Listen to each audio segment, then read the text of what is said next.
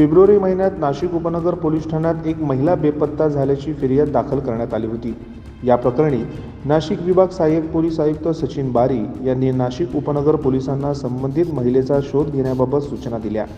सदर घटनेचा तपास सुरू असताना सोमवारी 19 फेब्रुवारीला दत्त मंदिर नाशिक रोड येथे पाण्याच्या मध्ये गुणीत बांधलेला मृतदेह तरंगत असल्याची माहिती उपनगर पोलिसांना मिळाली। मिळालेल्या माहितीनुसार उपनगर पोलीस ठाण्याचे वरिष्ठ पोलीस निरीक्षक जितेंद्र सपकाळे यांनी 2 पोलीस पथक तयार करून तपासाकरता रवाना केले। पोलिसांनी घटनास्थळी जाऊन कसून चौकशी केली असता सोनाली काळे ही महिला विधी संघर्षित बालकांकडे तिच्या पतीला फोन करण्यासाठी आली असता दोघांमध्ये वाद झाला।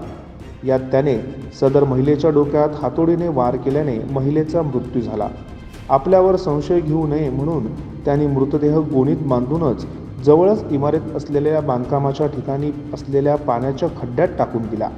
पोलिसांनी विधी संघर्षित बालकास ताब्यात घेतले असून तपासासाठी तिला नाशिक उपनगर पोलीस ठाण्यात आणण्यात आले आहे।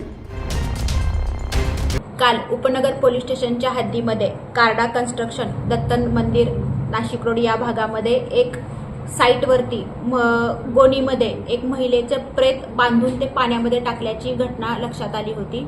त्या अनुषंगाने पुढील तपास केला असता पहिल्यांदा गुन्हा नोंदवण्यात आला। त्या बाईची ओळख पटवण्यात आली।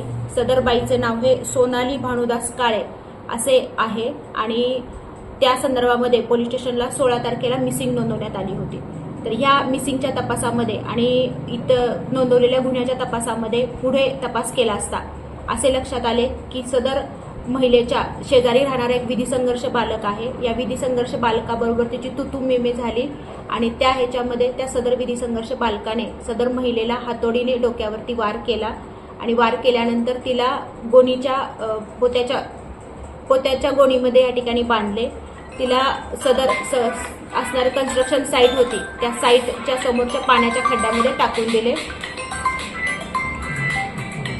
आणि पुरावा नष्ट करण्याच्या अनुषंगाने त्यांनी सदर प्रेत हे खड्ड्यामध्ये टाकून दिल्याचं लक्षात आलं होतं। या संदर्भात गुन्हा दाखल करण्यात आलेला आहे। पुढील जो विधी संघर्ष बालक आहे त्याला ताब्यात घेण्यात आलेला आहे आणि सदरचा जो तपास आहे तो ACP बारी साहेब, त्याचप्रमाणे उपनगर पोलीस स्टेशनचे PI सपकाळे आणि जी DBची टीम आहे API चौधरी आणि DBची टीम यांनी ह्याच्यामध्ये महत्त्वपूर्ण कामगिरी बजावलेली आहे।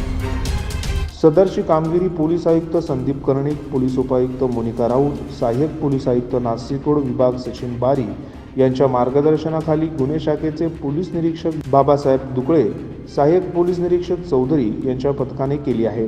पुढील तपास पोलीस निरीक्षक बाळासाहेब दुबळे करीत आहेत। 9 न्यूजसाठी प्रतिनिधी जितेंद्र नरवाडे, नाशिक।